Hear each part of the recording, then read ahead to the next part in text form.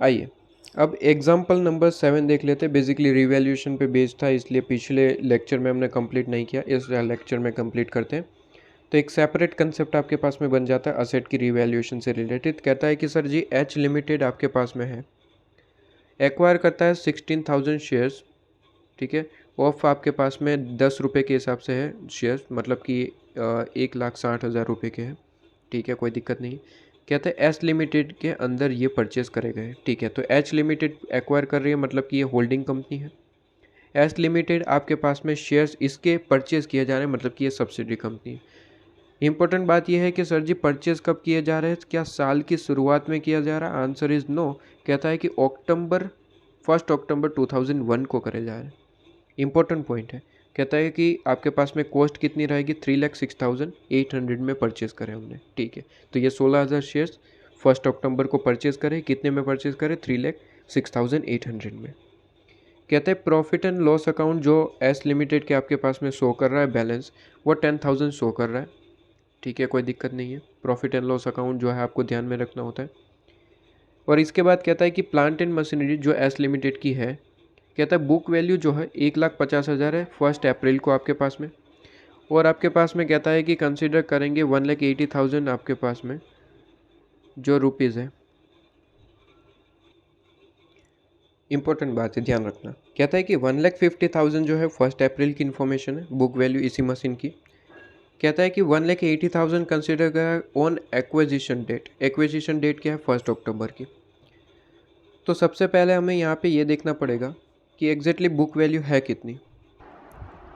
अगर दूसरी कोई चीज़ होती तो हम कह देते कि सर आपके पास में जो एक्विजिशन डेट है, ठीक है, एक्विजिशन डेट है, उसी डेट को 1,50,000 ही रहता, अमाउंट क्या ही फ़र्क पड़ता है। 1 अप्रैल को 1,50,000 है तो एक्विजिशन डेट को भी 1,50,000 ही रहता है, कह देते।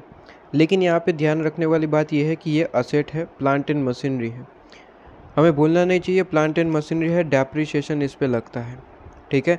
जो आपके पास में वैल्यू फर्स्ट डे को होता है, ठीक है, वो आपके पास में दिन प्रतिदिन उसकी वैल्यू कम होती जाती है क्योंकि डेप्रिसिएशन लगता है। तो इसलिए हम यहाँ पे ये नहीं कह सकते कि 1 अप्रैल को 1,50,000 रहेगा तो एक्विजिशन डेट मतलब कि आपके पास में 1 अक्टूबर को भी 1,50,000 होगा। क्या ये कहना सही होगा? आंसर इज़ नो, डेप्रिसिएशन लगा होगा।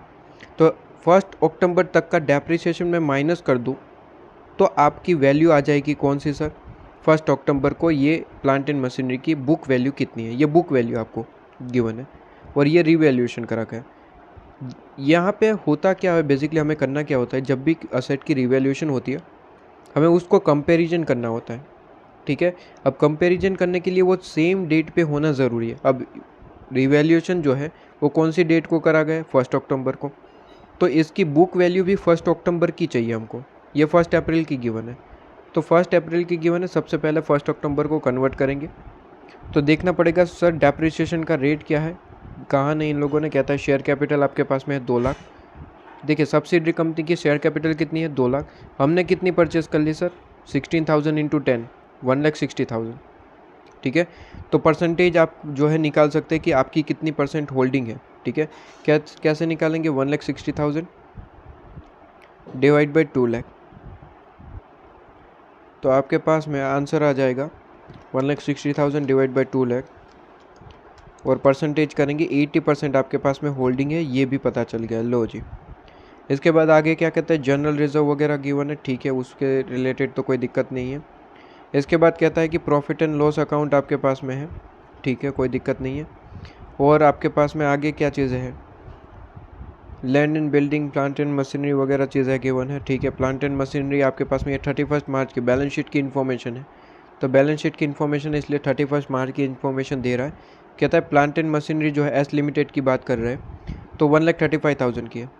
साल की स्टार्टिंग में 1,50,000 था, एंड में 135 हो गया, मतलब कि क्या डिफरेंस कितना है सर, डिफरेंस आपके पास में 1,50,000 माइनस 135, 15,000 का डिफरेंस है। क्या होगा सर डिफरेंस, क्या लगता है, डेप्रिसिएशन होगा, सीधी सी बात है। उसके बाद कहता है कि सर जी बस इतनी सी इन्फॉर्मेशन है यहाँ पे, इतना सा ही क्वेश्चन है, ठीक है। तो कहता है कि सर डेप्रिसिएशन का रेट नहीं गिवन है, तो आपको खुद से निकालना पड़ेगा। कहते हैं 1,50,000 साल की स्टार्टिंग में वैल्यू थी, बुक वैल्यू, और वही बुक वैल्यू साल के एंड में कितनी होगी, 135,000। तो 15,000 का आपके पास में डेप्रिसिएशन लगा है। 15,000 का डेप्रिसिएशन किस पे लगा है सर? ओपनिंग पे 1,50,000 पे। तो वैल्यू आपके पास में परसेंटेज आ गया 10% डेप्रिसिएशन का रेट। सिंपल सा है। तो कहते हैं कि सर जी डेप्रिसिएशन का रेट 10% है। बस मुझे क्या करना है, मुझे सिंपल सा ये 1 अप्रैल जो है वहाँ से लेके 1 अक्टूबर तक का डेप्रिसिएशन चार्ज करके मुझे अमाउंट लेना है। 1 अक्टूबर को ये वैल्यू होगा कितना वो जानना है बस। तो सीधी सी बात है, मैं मंथ कैलकुलेट कर लूँगा, अप्रैल, मई, जून, जुलाई, अगस्त, ठीक है, सितंबर। अक्टूबर नहीं आएगा क्योंकि अक्टूबर तो अभी शुरुआत हुआ, मतलब कि 6 महीने का मुझे इसमें डेप्रिसिएशन माइनस कर दूँ तो मुझे 1 अक्टूबर की वैल्यू मिल जाएगी और फिर 1,80,000 के साथ मैं कंपेयर कर सकता हूँ। तो कहते हैं आपके पास में 1,50,000 का 6 मंथ का मुझे क्या चाहिए सर? डेप्रिसिएशन। तो सीधी सी बात है 1,50,000 इंटू 10% करेंगे। 6 मंथ का मुझे चाहिए, पूरे साल का नहीं। पूरे साल का तो वैसे भी पता चल गया 15,000 है, मुझे 6 मंथ का चाहिए तो वैसे निकल जाएगा 1,50,000 इंटू 10% इंटू 6 डिवाइड बाई 12। तो कहते हैं 7,500 आपके पास में क्या होगा सर? डेप्रिसिएशन लगेगा। और जैसे ये डेप्रिसिएशन 1,50,000 में से माइनस कर दोगे तो 1 अक्टूबर को आपको ये वैल्यू मिल जाएगी आपके पास में। तो कहते हैं 1,50,000 माइनस आपके पास में 7,500, तो ये आपकी वैल्यू आ गई बुक वैल्यू ऑन 1 अक्टूबर आपके पास में 142,500। बस अब हमें क्या करना होता है, इसका जो डिफरेंस होता है बेसिकली रिवैल्यूएशन अमाउंट और आपके पास में बुक वैल्यू, उसका डिफरेंस हमें जो है रिकॉर्ड करना पड़ता है बेसिकली। तो कहते हैं 142,500 है और 1,80,000 है, दोनों का डिफरेंस कितना है? डिफरेंस आपके पास में है 37,500। ये आपके पास में प्रॉफिट में जाके ऐड हो जाता है बेसिकली, ठीक है। तो यहाँ पे अगर कैलकुलेशन की देखें, यहाँ पे जो आपको गिवन होती है, ठीक है, जो सॉल्यूशन अगर देखें तो कहते हैं सबसे पहले तो देखिए 1,50,000 वैल्यू है प्लांट की, प्लांट एंड मशीनरी। तो वैल्यू आपके 1,50,000, 10% है वो हमने फाइंड आउट कर लिया। बेसिकली क्वेश्चन में डायरेक्टली नहीं गिवन था तो हमने जो भी इन्फॉर्मेशन है उसके बेस पे परसेंटेज निकाल लिया। और जैसे ही हमने जो है 10% कैलकुलेट कर लिया तो 1 अक्टूबर को हमें जो वैल्यू चाहिए थी, 6 मंथ का डेप्रिसिएशन बन रहा था, तो डेप्रिसिएशन माइनस करके 142,500 निकाल लिया। अब रिवैल्यूएशन किया गया तो रिवैल्यूएशन ये 142,500 की जो मशीन है उसे रिवैल्यू किया गया 1,80,000 पे। तो कहीं ना कहीं आप देख रहे हैं कि सर प्लांट एंड मशीनरी की वैल्यू ज़्यादा थी, आपने कम आंकी थी, ठीक है, बुक में आपके पास में कम दिख रही थी, बेसिकली इसकी वैल्यू ज़्यादा थी। रिवैल्यू करने पे पता चला कि 142,500 की जो प्लांट एंड मशीनरी आज दिख रही है 1 अक्टूबर को, ठीक है, वो कहता है कि 142,500 की नहीं है, 1,80,000 की है, ठीक है। तो कितना प्रॉफिट हो गया आपके पास में? कहता है रिवैल्यूएशन प्रॉफिट है 37,500। ये प्रॉफिट की इफ़ेक्ट देनी पड़ती है। कहता है प्रॉफिट हुआ है तो सीधी सी बात है आपके पास में आपका रहेगा, लेकिन कहता है कि सर जी होल्डिंग कंपनी आपने पास में 80% होल्डिंग करती है, 20% आपके पास में सब्सिडरी पे रहता है। तो क्लियर है आपके पास में, एकदम क्लियर है। इसका 80% होल्डिंग का माना जाएगा, 20% आपके पास में सब्सिडरी का माना जाएगा। सिंपल सा पॉइंट है, कोई दिक्कत वाली बात नहीं।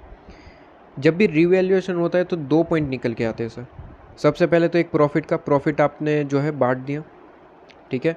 बेसिकली अगर फर्स्ट डे ही आपके पास में एक्विजिशन हो जाता तो सारा का सारा प्रॉफिट प्री में चला जाता। यहाँ पे आपके पास में जो है पोस्ट में गिवन है, ठीक है, मतलब कि बीच में कहीं है तो आगे पीछे होता है तो कैलकुलेशन करनी पड़ती है, 6 मंथ का डेप्रिसिएशन वगैरह चीज़ें। तो एकदम आपके पास में क्लियर है। तो प्री प्रॉफिट आपके पास में है, जाता है कहाँ सर? प्री प्रॉफिट आपके पास में जब आप वो गुडविल और कैलकुलेशन करते हैं, आपके पास में रिवैल्यूएशन आपके पास में जब करते हैं गुडविल और आपके पास में कैपिटल रिजर्व जब जानना होता है, तो जो भी आपके पास में होल्डिंग कंपनी का शेयर है वो वहाँ पे चला जाता है। और प्री प्रॉफिट कहाँ जाता है? आपके पास में सब्सिडरी का, वो चला जाता है आपके पास में माइनॉरिटी इंटरेस्ट को फाइंड आउट करने के लिए। तो ये मैं बेसिकली यहाँ पे एक्स्ट्रा ज्ञान भी दे दूँ कि आपके पास में जो 80% ये आपने निकाल लिया, ये प्री प्रॉफिट का पार्ट है। कहाँ जाएगा सर? आपके पास में जाएगा जब हम क्या गुडविल और कैपिटल रिजर्व निकालना चाहते हैं तो वहाँ पे प्री प्रॉफिट कंसिडर करते हैं। आपको पता ही, इलस्ट्रेशन नंबर 1 में भी बताया था आपके पास में। और आपके पास में 7,500 जो है ठीक है, वो आपके पास में माइनॉरिटी का है, तो माइनॉरिटी इंटरेस्ट जब फाइंड आउट करेंगे तो वहाँ पे ये चला जाएगा।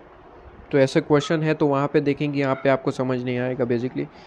समझ कैसे नहीं आएगा? अच्छा मैं तो भूल ही गया, मैं आईसीएम मॉड्यूल बैच करवा रहा हूँ, तो कंसेप्ट तो मैंने यहाँ पे पढ़ाया ही नहीं।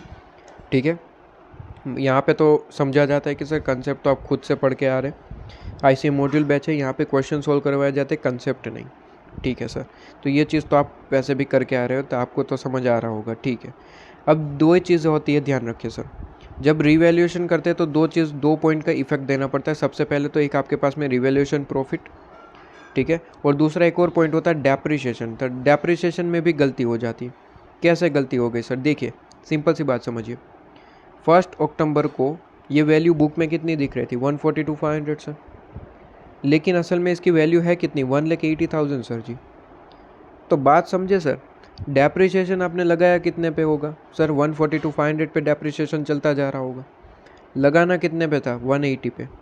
तो यहाँ पे गलती करी है सर, यहाँ पे आपके पास में गलती करी है, समझ रहे हो?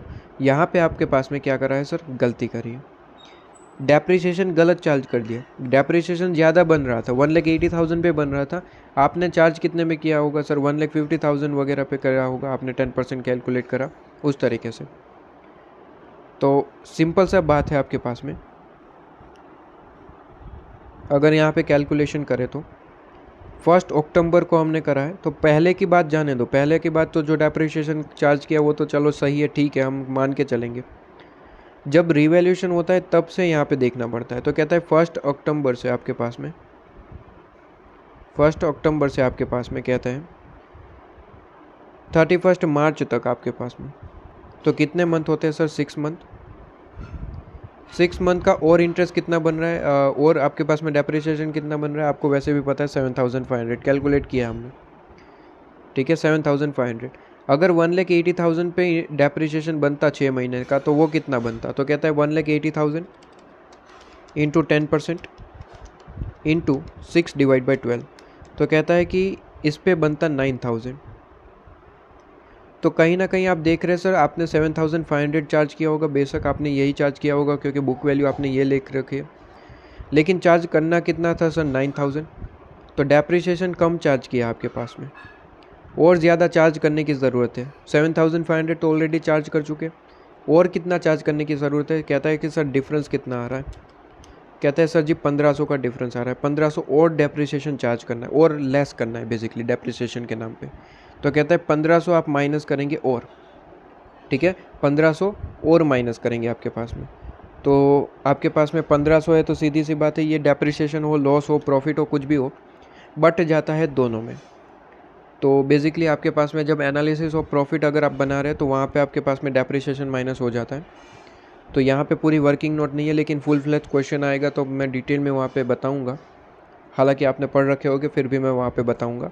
यहाँ पे बेसिकली हो सकता है एग्जाम्पल नंबर 7 आपको अभी समझ ना आए, लेकिन जब क्वेश्चन करेंगे तब समझ आ जाएगा। कहते हैं 1,500 का डेप्रिसिएशन लेस करना है, आपके पास में प्रॉफिट को कम करना है। लेकिन ध्यान रहे सर जी, पहले जो प्रॉफिट था वो भी बढ़ गया था। 37,500 का जो प्रॉफिट निकला था वो बटा था किस में सर? होल्डिंग और सब्सिडी में। तो सीधी सी बात है, ये डेप्रिसिएशन प्रॉफिट को कम करने के लिए होता है। तो प्रॉफिट को कम करना है, तो प्रॉफिट बढ़ चुका है, तो सीधी सी बात है डेप्रिसिएशन भी उसी रेशियो में बटेगा, मतलब कि जितना शेयर होल्डिंग है 80-20 के रेशियो में। तो 1,500 इंटू 80% आपके पास में 1,200 जाके माइनस हो जाएगा कहाँ पे सर? होल्डिंग कंपनी के प्रॉफिट में से। और रिमेनिंग सर 300 माइनस हो जाएगा कहाँ पे सर? जो आपके पास में माइनॉरिटी प्रॉफिट है, मतलब कि सब्सिडी कंपनी का जो प्रॉफिट है, वहाँ पे जाके माइनस हो जाएगा आपके पास में बेसिकली। तो एकदम क्लियर है, ठीक है। कॉन्सेप्ट आपने ऑलरेडी पढ़ रखे हैं तो समझ में आ रहा होगा। मुझे यहाँ पे लगता ही नहीं कि सर इसमें कोई दिक्कत हो सकती है, क्योंकि रिवैल्यूएशन एक इंपॉर्टेंट पॉइंट है। जहाँ कहीं पे भी आपने पढ़ा होगा, मेरे ख्याल से डिटेल में पढ़ाया होगा वहाँ पे, ठीक है। तो यहाँ पे मुझे नहीं लगता कोई दिक्कत होगी, लेकिन फिर भी यहाँ पे देख लेते हैं। जब भी हम प्रैक्टिकल क्वेश्चन में ऐसा है रिवैल्यूएशन पे बेस, तो वहाँ पे मज़ा आएगा आपको पढ़ने का, क्योंकि वहाँ पे प्रॉपर वर्किंग नोट बनानी है। यहाँ पे वर्किंग नोट नहीं होती, इसलिए आपको थोड़ा सा हो सकता है कि ओड लगे, थोड़ा सा मज़ा ना आए।